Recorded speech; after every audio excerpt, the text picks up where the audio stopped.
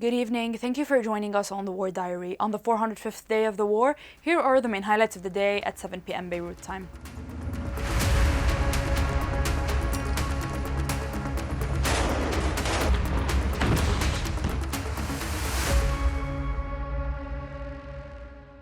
We begin with the situation in Lebanon. The southern suburbs have been under intense Israeli strikes for the past couple of days, and today was no different.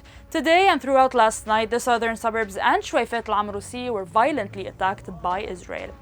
In the south of Lebanon, Israeli artillery killed a farmer in Habbariye. Journalist Rana Jouni escaped the Israeli airstrike on the town of Deir Zahrani with minor injuries.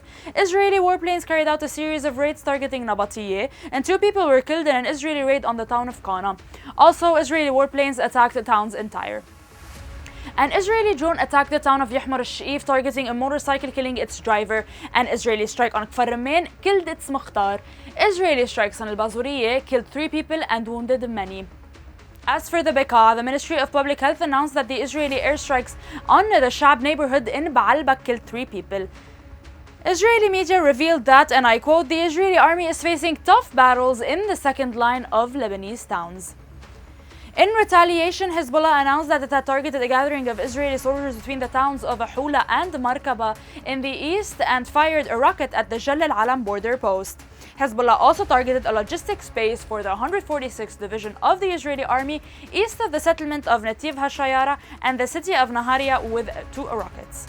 The Lebanese Ministry of Public Health reported that 3,386 people have been killed and 14,417 wounded since the start of the war on Lebanon. Moving on to the situation in Palestine. Since the start of the Israeli offensive on October 7th, 2023, at least 43,736 Palestinians have been killed and 103,370 wounded.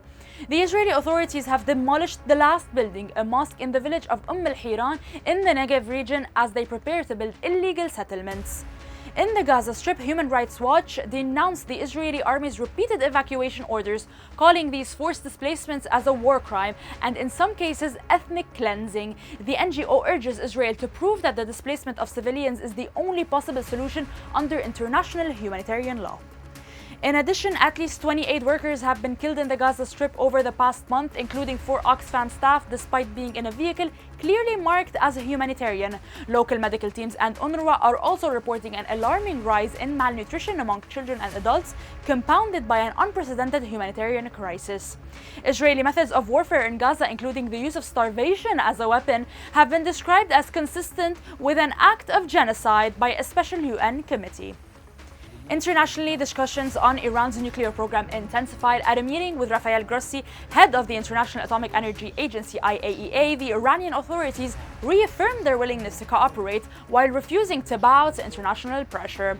In Europe, the head of European diplomacy, Josep Borrell, has proposed to the 27 member states of the European Union that they suspend the political dialogue established between the EU and Israel under the association agreement that came into force in the year 2000.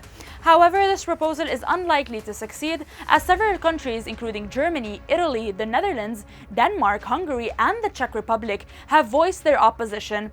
It should be remembered that any decision on foreign policy within the EU requires the unanimous agreement of all 27.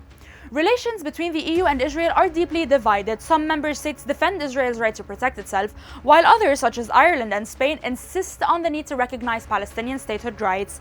The latter took the step last May of officially recognizing a state of Palestine, a move that other countries, such as France, consider premature or ill-timed.